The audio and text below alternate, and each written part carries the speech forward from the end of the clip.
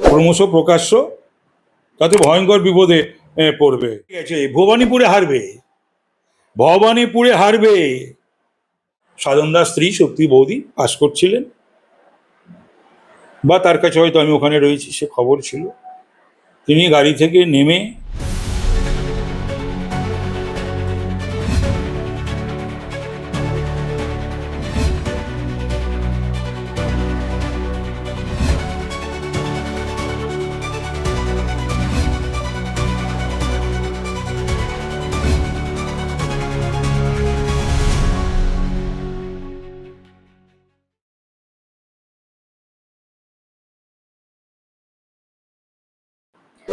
মানিকতলা যে কেন্দ্রের প্রার্থী আপনি, কতটা আশাবাদী এই কেন্দ্র নিয়ে? 200%। মানুষ একটা কথা বলো না, তোমরাই বলো না, মানুষ তৃণমূলকে মমতাকে ভোট দেবে কেন? কেন?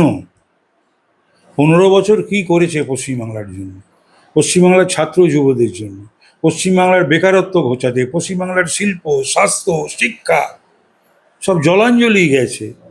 তারপর কোন মুখে ভোট চায় আর মানুষকে কিভাবে যে মানুষ ওদের ভোট দেবে? কেন দেবে? তাহলে তো মানুষ তো সারা জীবন কংগ্রেসকেই তো বাংলায় রেখে দিতে পারতো, সিপিএমকেই তো রেখে দিতে পারতো। এ তো সিপিএম কংগ্রেসের থেকেও ভয়ঙ্কর একটা পশ্চিমবাংলা বিরোধী, মানব কল্যাণ বিরোধী এবং একটা সাম্প্রদায়িক সম্প্রীতি নষ্টকারী একটা শক্তি। এবং সব সময় দেখা যাচ্ছে এরা স্ক্যাম, করাপশন সর্বস্ব একটা সরকার, এবং যারা যারা এর সঙ্গে যুক্ত তাদের পাশেই। যে মা বোনেরা নির্যাতিতা তাদের বিরুদ্ধে,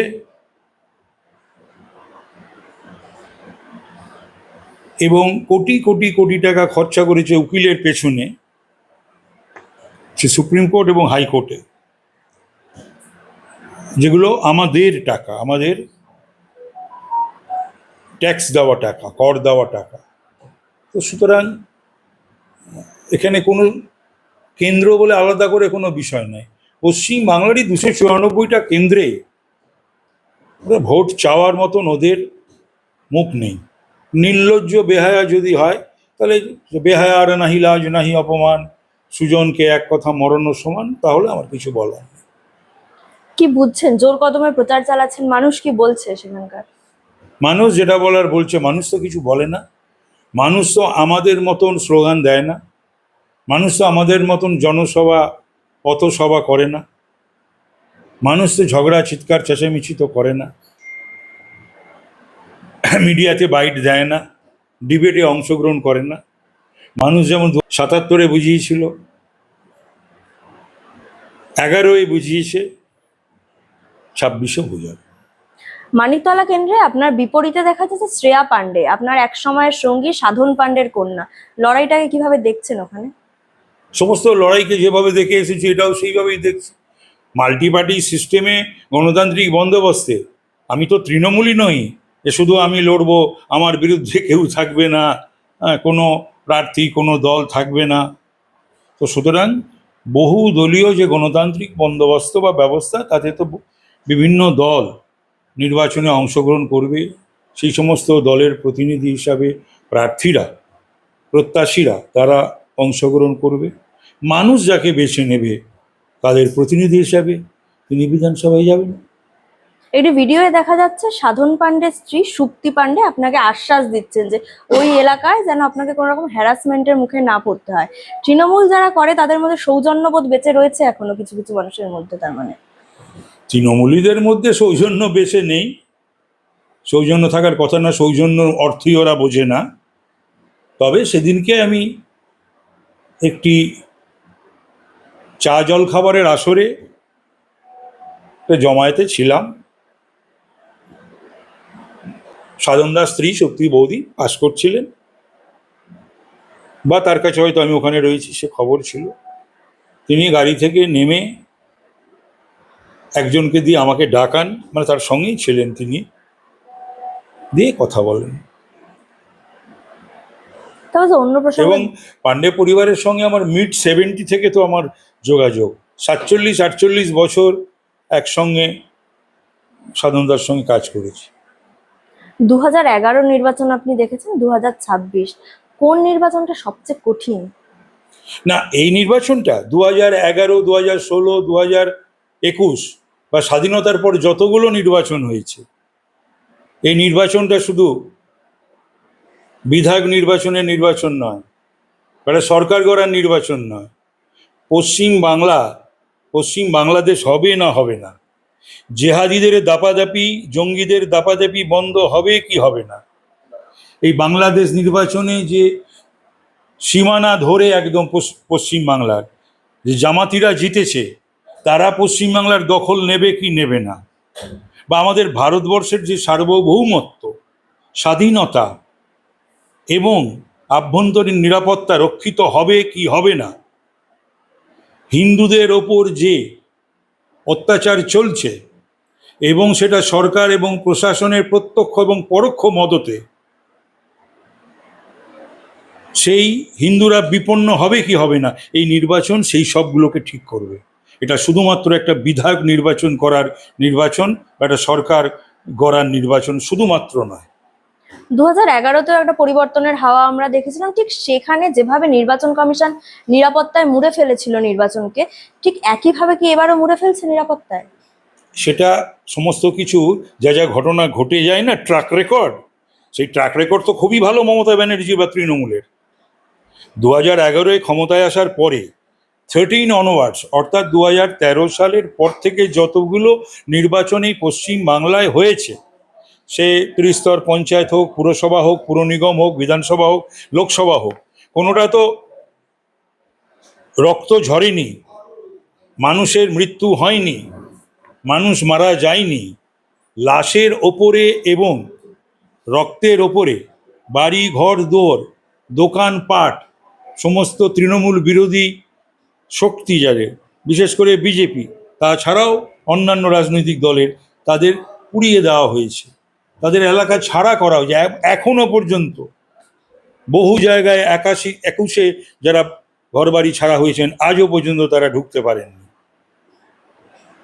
এই যে প্রশাসনিক রদবদল আমরা দেখছি, দেখা যাচ্ছে মালদার যে 4 কেন্দ্র, তার দায়িত্বে রয়েছেন জয়ন্ত বলে একজন পর্যবেক্ষক। ওনাকে বলা হচ্ছে বিজেপি ঘনিষ্ঠ, ওনার স্ত্রী বিহারে বিজেপির নেত্রী ছিলেন। নিরপেক্ষতা নিয়ে প্রশ্ন উঠছে, কি বলবেন? না, তাহলে পরে আমাদের কাছে যে খবর টবর রয়েছে ক্রমশ প্রকাশ্য, তাতে ভয়ঙ্কর বিপদে পড়বে ওরা। ওরা কি করতে, ওরা কোন মুখে ভুয়ো মিথ্যাচার এবং এই যে কাজে লাগানো, সেটা ভয় দিয়ে হোক আর অর্থের বিনিময় হোক, এই শিল্পটাকে, বাংলায় শিল্প উঠে গেছে, এই শিল্পটাকে তৃণমূল বা মমতা ব্যানার্জি তো শিল্পের পর্যায়ে নিয়ে গেছেন। তো সুতরাং ওদের মুখে এসব সাজে না। আমাদের কাছেও বহু খবরাখবর রয়েছে, ক্রমশ প্রকাশ্য। ঠিক সময় আমাদের দল সে সমস্ত বিষয়ে ইলেকশন কমিশনকে এবং আমিও ইলেকশন কমিশনকে সেগুলো জানাবো, তার বিরুদ্ধে ব্যবস্থা নিতে বলবো। তার কারণ গণতন্ত্র ভুলুণ্ঠিত পশ্চিম বাংলায়, সেই গণতন্ত্রকে পুনর্জীবিত করার দায়িত্ব কিন্তু election commission of India. Election commission of India যে একটা সংস্থা বা প্রতিষ্ঠান, তার কাজ দুটো: ভারতবর্ষের মানুষকে একটা পিওর পারফেক্ট ভোটার লিস্ট উপহার দেওয়া আর ফ্রি ফেয়ার পিসফুল নির্বাচন করা। তবে এই একটা ছোট্ট প্রশ্ন করি, এই যে মমতা ব্যানার্জি একাধিক জায়গায় গিয়ে উস্কানি দিচ্ছেন, এরপরে ওর মানুষ কিছু করার নেই, ও বুঝতে পেরে গেছে, ভবানীপুরে হারবে। ওর ছবি লাগিয়ে টাগিয়ে যারা ভাবছে বৈতরণী পার হবে, ও বলতো, এখন বোধহয় বলাটা কমিয়েছে, আমি 294টা সিটে হারিয়েছি। আরে গত নির্বাচনে শুভেন্দু অধিকারীর কাছে আপনি হেরেছিলেন, আপনি ভুলে গেলেন, এবারও আপনি হারবেন। ভয় থেকে কি লোডশেডিং এর কথা বলছেন উনি? হ্যাঁ, তাহলে পরে এই সমস্ত কথার উনি যখন কোনো নিজের ওপর ওর এসে ঘাড়ে চাপে না কোনো কিছু দায় বা দায়িত্ব, তখন তিনি সেটা কারুর ঘাড়ে চাপিয়ে দেন। যেমন মন্ত্রোচ্চারণ ভুল হচ্ছে, রামকুমার, স্বনামধন্য শিল্পী রামকুমার চট্টোপাধ্যায়ের ছেলে পেছনে বসেছিলেন শ্রীকুমার চট্টোপাধ্যায়, আর উনি বসেন কি না আমি জানি না, বলে দিল শ্রীকুমারদার জন্যে আমার মন্ত্র ভুল হয়ে যাচ্ছে।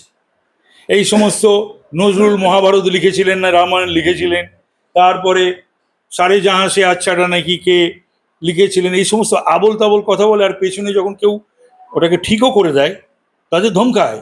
ঠিক তেমনি 1956 ভোটে যে উনি হেরেছিলেন শুভেন্দুর কাছে, সেই যন্ত্রণা ভুলতে না পারে, তার গায়ের জ্বালা ভুলতে পারছে না, এবং সেটার থেকে উনি বলছেন লোডশেডিং হয়েছিল। তো লোডশেডিং যদি এতে এবার যাতে না হয়, তো কলকাতা শহরে তো সঞ্জীব গোয়েঙ্কা নিজের লোক, সে ওই ইলেকশন বন্ডে তো কয়েকশো কোটি টাকা দিয়েছে, এবং তার কথাতে তো দুর্গাপুজোয় 80% বিদ্যুৎ বিল মকুব হয়েছে।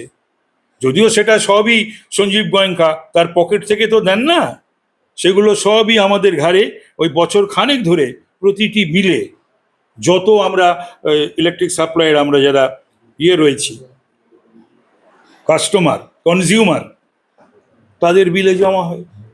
প্রশাসনিক রদবদল করছে নির্বাচন কমিশন। কল্যাণ বন্দ্যোপাধ্যায় তিনি বলছেন 356 জারি না করেও ক্ষমতার বলে বেশ জোর করছে, করে জরুরি সুপ্রিম অবস্থা কোর্টে জারি যাক, করছে। বেশ করছে তো। ননিপাল কিওয়ালা কোর্টে যাচ্ছে না কেন? কোর্টে যাচ্ছে না কেন? কথায় কথায় সুপ্রিম কোর্টের হাইকোর্ট ডিএ ঠেকাতে, তারপরে হচ্ছে আরজি করের ওই শয়তানগুলোকে বাঁচাতে, ওই চিটফান্ড কি বলে সারদা চিটফান্ডের লোপাট করে দেওয়ার জন্য রাজীব কুমারকে রাজ্যসভায় পাঠানো হয়, মেনকা গুরুস্বামীকে। বাঙালি একদম কি বলে ঐতিহ্য আর বাঙালি অস্মিতা ঝরে ঝরে পড়ছে একেবারে। মেনকা গুরুস্বামী কোন বাঙালি?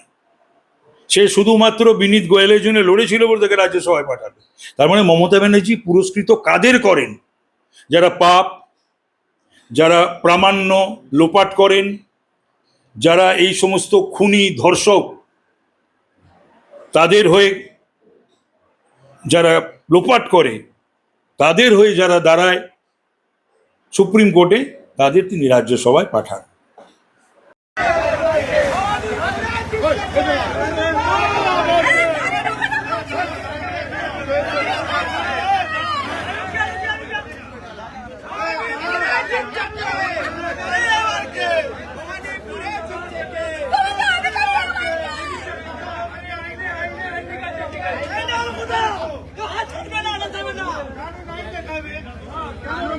আইন হিসাবে কাজ হবে, আইন হিসাবে কাজ হবে।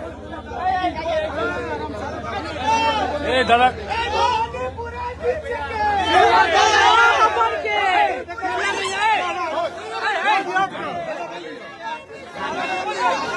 পুলিশ সব সরে যাবে, পুলিশ সব সরে যাবে।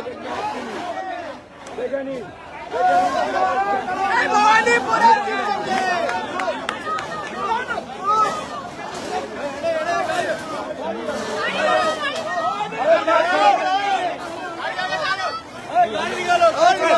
निकालो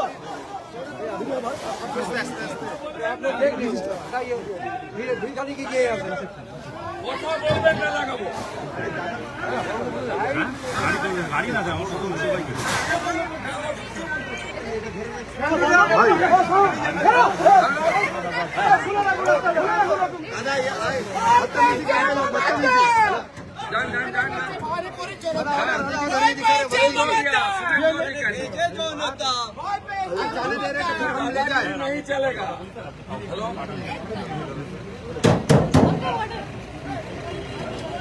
ये हथियार पकड़े दादा, हथियार।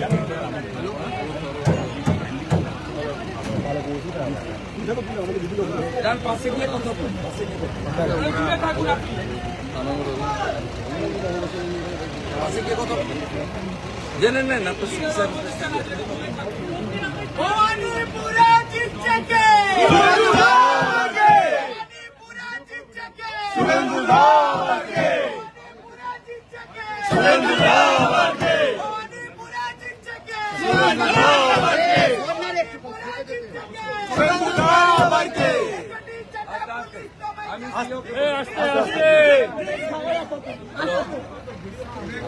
বলছি এখানে আমাদের একটা টেম্পোরারি মুভেবল ক্যাম্প অফিস তৈরি হচ্ছিল ভবানীপুরে।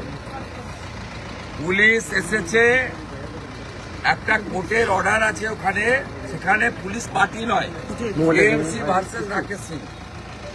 সেখানে আমি অজয় নন্দাজির সঙ্গে দুবার কথা বলেছি। উনি ফাইনালি বলেছেন KMC May go to court, court will decide. আমি বলেছি আপনার পুলিশ পার্টি না, বলছে হ্যাঁ পার্টিরা। আমরা আপনি ইনস্ট্রাকশন দেন।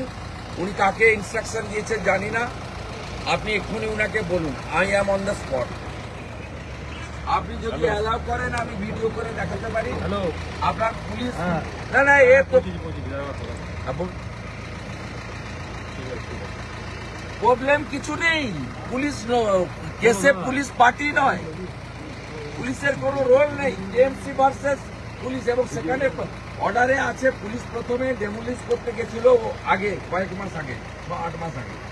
তারপরে রাকেশ সিংরা কোর্টে যায়, স্ট্যাটাস হয়ে যায় ভ্যাকেট ল্যান্ড, একটা ব্যাম্বু স্ট্রাকচার হচ্ছে, তার এগেনস্টেও যদি যেতে হয় কোর্টে, KMC will move, court will decide. Kolkata police is not the party. আমি 2-3 বার অজয় নন্দকে বলুন আপনি এখানে আলিপুরের অ্যাডিশনাল এসপি না কি সব নাম, সৌরভ, ওসব নাম, দে আর অবস্ট্রাক্টিং মি। এবং আমার ক্যাম্প অফিসের বাস পর্যন্ত করেছে, আটকেছে। আপনি সিপিকে বলুন ইনস্ট্রাকশন পাস করতে বলুন।